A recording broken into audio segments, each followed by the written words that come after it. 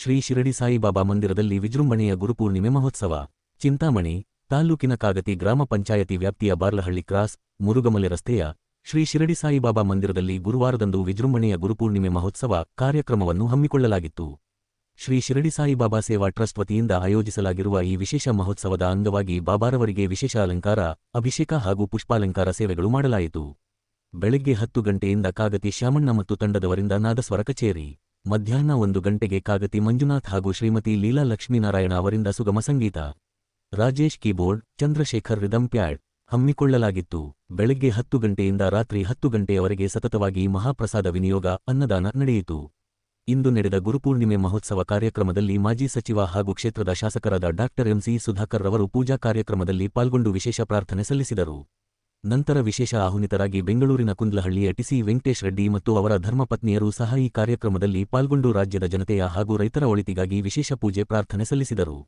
ಶ್ರೀ ಶಿರಡಿ ಸಾಯಿಬಾಬಾ ಟ್ರಸ್ಟ್ನ ದಿಲೀಪ್ ಮಾತನಾಡಿ, ಸುಮಾರು 15 ವರ್ಷಗಳ ನಿರಂತರ ಪ್ರಯತ್ನದ ಫಲವಾಗಿ ಈ ಭವ್ಯ ಬಾಬಾ ಮಂದಿರ ನಿರ್ಮಾಣಗೊಂಡಿದ್ದು, ಕಳೆದ 2 ವರ್ಷಗಳಿಂದ ನಿರಂತರ ಪೂಜಾ ಕೈಂಕರ್ಯಗಳು ನಡೆಯುತ್ತಿವೆ. ದೇವಾಲಯದ ಆವರಣದಲ್ಲಿ ಕಾಂಪೌಂಡ್ ಗೋಡೆ, ಗೋಪುರ ನಿರ್ಮಾಣ ಮುಂತಾದ ಅಭಿವೃದ್ಧಿ ಕೆಲಸಗಳು ಬಾಕಿ ಇರುವುದರಿಂದ ದಾನಿಗಳು ಹಾಗೂ ಭಕ್ತಾದಿಗಳು ತನು, ಮನ, ಧನಗಳಿಂದ ಸಹಕರಿಸಬೇಕಾಗಿ ಟ್ರಸ್ಟ್ ಪದಾಧಿಕಾರಿಗಳು ಮತ್ತು ಗ್ರಾಮಸ್ಥರು ಮನವಿ ಮಾಡಿದ್ದಾರೆ.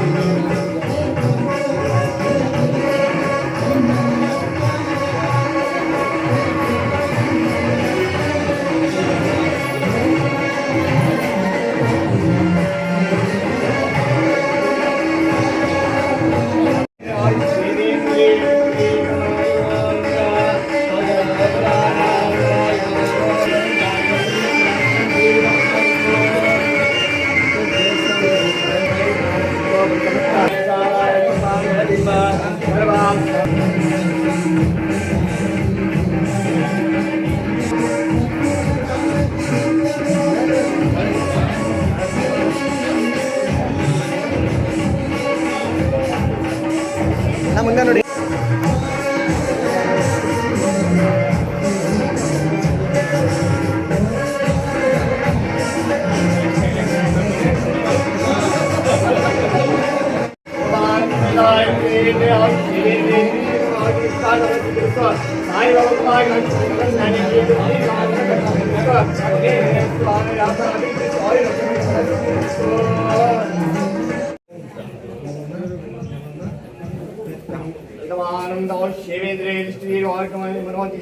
दीर्घ सुमंगलस्तु उन्नत प्राप्तिरस्तु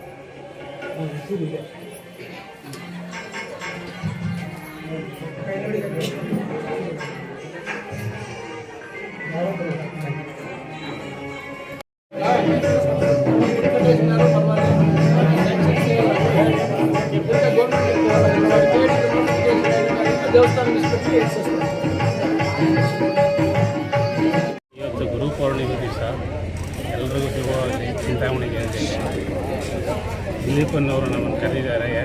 18 ಸಲ ಕೊಟ್ಟಿದ್ದು ನಮಗೆ ಎಲೆಕ್ಷನ್ ಬಂದಾಗ ಸ್ವಲ್ಪ ಸಹಾಯಧನ ಮಾಡಿದ್ದೆ ದೇವಸ್ಥಾನಕ್ಕೆ. ಇವಾಗ ಕರೆದಿದ್ದು ಪೂಜೆಗೆ ಬಂದಿದ್ವಿ, ದೇವ್ರ ದರ್ಶನ ಮಾಡಿದ್ದೀವಿ. ಎಲ್ಲರಿಗೂ ಒಳ್ಳೆಯದಾಗಲಿ ಅಂತ ದೇವರಲ್ಲಿ ಪ್ರಾರ್ಥನೆ ಮಾಡ್ಕೊಂಡಿದ್ದೀವಿ. ಪಾಲಿಟಿಕ್ಸ್ ಏನು ಮಾಡೋದಿಲ್ಲ.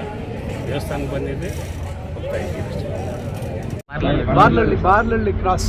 ಈಗ ತಮಗೆ ಬಾರ್ಲಹಳ್ಳಿ ಅಂದರೆ ನಮಗೆಲ್ಲ ಹಳೆ ನೆನಪುಗಳು ಬರ್ತವೆ.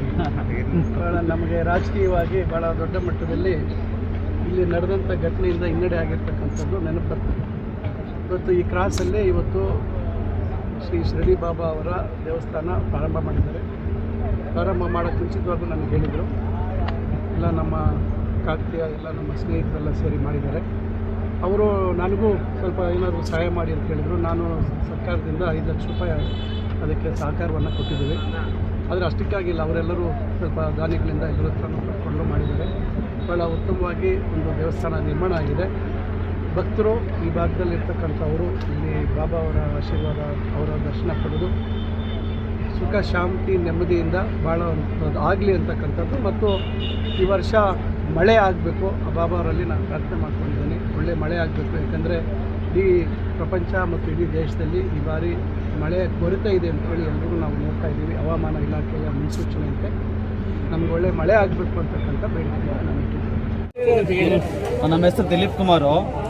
ಅವಾಗ ಅಣ್ಣವ್ರನ್ನ ಹೋಗಿ ಮೀಟ್ ಮಾಡಿ, ಅಣ್ಣ ಹಿಂಗೆ ಆಗೋಗಿದ್ದೆನ, ಸಾಯಿಬಾಬಾ ದೇವಸ್ಥಾನ ನಿಂತೋಗಿದೆ, ಮೋಲ್ಡಿಂಗ್ ಹಾಕ್ಬೇಕಣ್ಣ, ತುಂಬ ಖರ್ಚಾಗುತ್ತೆ, ಏನನ್ನ ಮಾಡೋದು ಅಂದರೆ, ಸರಿ ಆಯ್ತಪ್ಪ ನಾನು ಒಂದಿನ ಬರ್ತೀನಿ ಅಂದ್ಬಿಟ್ಟು ನೋಡ್ಕೊಂಡು ಹೋಗಿ ಸರಿ ಆಯ್ತಪ್ಪ ಅಂದ್ಬಿಟ್ಟು ಮತ್ತೆ ದೇವಸ್ಥಾನ ಹತ್ರ ಬಂದು 2 ಲಕ್ಷ ರೂಪಾಯಿ ಚೆಕ್ ಕೊಟ್ಟರು ಅಣ್ಣವ್ರು ಮೋಲ್ಡಿಂಗ್ ಹಾಕೋಕ್ಕೆ. ತುಂಬ ನಮಗೆ ಸೇವೆ ಅನುಕೂಲ ಮಾಡಿಕೊಟ್ರು.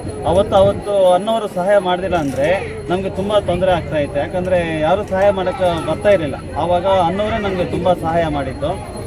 ಅವರು ಬಾಬಾ ಅವ್ರ ಕೃಪೆ ತುಂಬ ಚೆನ್ನಾಗಿರ್ಬೇಕಂತ ನಾವು ಬೇಡ್ಕೊತಾ ಇದ್ದೀವಿ. ಇನ್ನು ಕಾಂಪೌಂಡು ಗೋಪುರ ಎಲ್ಲ ಕೆಲಸ ಇದೆ. ಅದು ಬರ್ತಾ ಇದ್ದೀವಿ.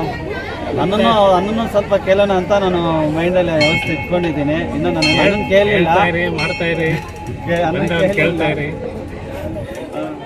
ಅನ್ನೋದು ಕೃಪೆ ಅದು.